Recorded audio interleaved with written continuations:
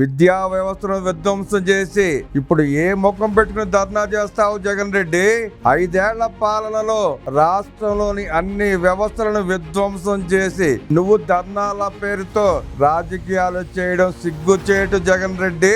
విద్యార్థులకు బకాయిలు పెట్టిపోయి రేపు 5వ తేదీన ఏ ముఖం పెట్టుకుని ధర్నా చేస్తావు జగన్ రెడ్డి? కూటమి ప్రభుత్వం అధికారంలోకి రాగానే 700 కోట్ల ఫీజు రియంబర్స్మెంట్ బకాయిలను విడుదల చేసిన సంగతి నీకు నీ దండుపాళ్యం బ్యాచ్ కి తెలియదేమో గాని ప్రజలకు తెలుసు జగన్ రెడ్డి. నువ్వు వివిధ అంశాలకు సంబంధించి బకాయి పెట్టిపోయిన మొత్తంలో 6,000 కోట్లు విడుదల చేసిన సంగతి ప్రజలకు బాగా తెలుసు జగన్ రెడ్డి.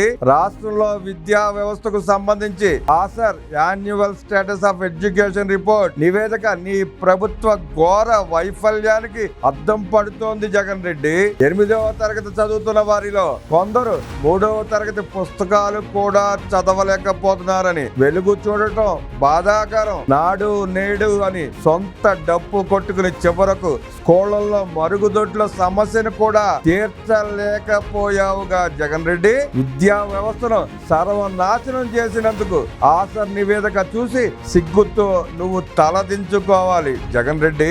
నీ పాలనలో నువ్వు చేసిన పాపాలపై నీ పార్టీ నాయకులు ధర్నాలు చేపట్టాలి కానీ అయిపోయిన పెళ్లికి బాజాలులా ఇచ్చేసిన ఫీజు రియంబర్స్మెంట్ కి ధర్నాలు ఏంది జగన్ రెడ్డి? కూటమి ప్రభుత్వం అధికారంలోకి రాగానే 16,437 టీచర్ పోస్టులతో మెగా డిఎస్సికి రూపకల్పన చేసింది. ఎమ్మెల్సీ ఎన్నికల కోడ్ ముగియగానే నోటిఫికేషన్ కూడా విడుదల కానుంది. నీ పాలనలో ఏనాడైనా డిఎస్సీలు చేపట్టావా? టీచర్ పోస్టులు భర్తీ చేశావా జగన్ రెడ్డి? నువ్వు నాశనం చేసిన విద్యా వ్యవస్థని నారా లోకేష్ విద్యాశాఖ మంత్రిగా బాధ్యతలు చేపట్టిన తర్వాత తిరిగి గాడిలో పెడుతున్నాడు. వ్యవస్థలను సర్వనాశనం చేసిన నీ సర్కారు పాపాలపై ధర్నాలు చేయాల్సింది మేము జగన్ రెడ్డి. నిద్ర లేచి పత్రిక తెరిస్తే ఈ రోజుకి వైసీపీ ల్యాండ్ మైన్ మాఫియాల దందాలే చదువుకోవాల్సి వస్తోంది. కూటమి ప్రభుత్వం వచ్చి 8 నెలలైనా A1 A2లతో పాటు అంతా తామై వ్యవహరించిన ఆ నలుగురిలో ఎవరిపైన చర్యలు లేవని మా వాళ్ళు ధర్నా చేయాలంటున్నారు జగన్ రెడ్డి. ఇంకా తెర వెనుక నుంచి వాళ్లే పెత్తనం చేస్తున్నారన్న వస్తున్న వార్తలు చూసి మా కార్యకర్తలు తీవ్ర అసహనానికి గురవుతున్నారు జగన్ రెడ్డి. నీ మాఫియాపై వెంటనే చర్యలు తీసుకోవాలని, వారి పాపాలకు ఫలితం అనుభవించేలా శిక్షలు పడాలని మేము రోడ్డెక్కాలి గాని నవ్వి పోదురుగాక మాకేటి సిగ్గన్నట్టు నీ ధర్నాల డ్రామాలేంది జగన్ రెడ్డి? 2019 ఎన్నికలకు ముందు చంద్రబాబు నాయుడు పెరట్లో పింక్ డైమండ్ ఉందని చెప్పిన రోజే విజయసాయి రెడ్డి కాలర్ పట్టుకుని ఎత్తి బొక్కలో వేసి ఉండాల్సింది. అసలు తిరుమల వెంకటేశ్వర స్వామికి పింక్ డైమండ్ అనేదే లేదని జగన్ రెడ్డి సొంత మనిషి ధర్మారెడ్డి ప్రకటించాడు. జగన్ రెడ్డి ఏమో మళ్ళీ అధికారంలోకి వస్తే అందరినీ జైల్లో వేస్తానంటాడు.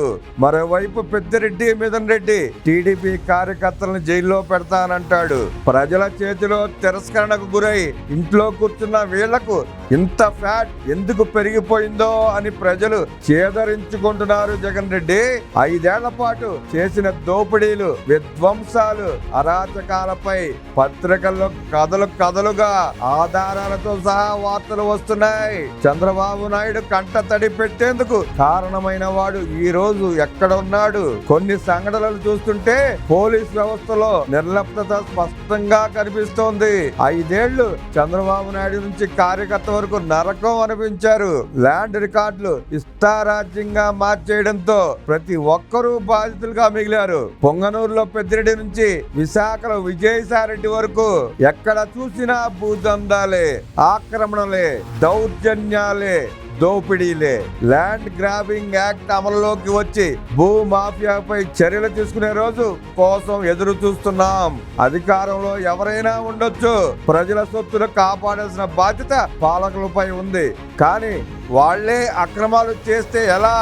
మైనింగ్, రెవెన్యూ తదితర కీలక శాఖల్లో బ్యాక్ డోర్ ఎంట్రీ ఇచ్చి దోపిడీకి పాల్పడిన వారు రక్షించబడుతుండటాన్ని ఎవ్వరూ జీర్ణించుకోలేకపోతున్నారు. A1 A2 నుంచి ఆ నలుగురితో పాటు వైసీపీ 5 ఏళ్ల పాలనలో దోపిడీలు దుర్మార్గాలు చేసిన ఏ ఒక్కరిని వదిలిపెట్టకూడదని రాష్ట్ర ప్రజలందరూ కోరుకుంటున్నారు. మీ సోమిరెడ్డి చంద్రమోహన్ రెడ్డి, సర్వేపల్లి నియోజకవర్గం.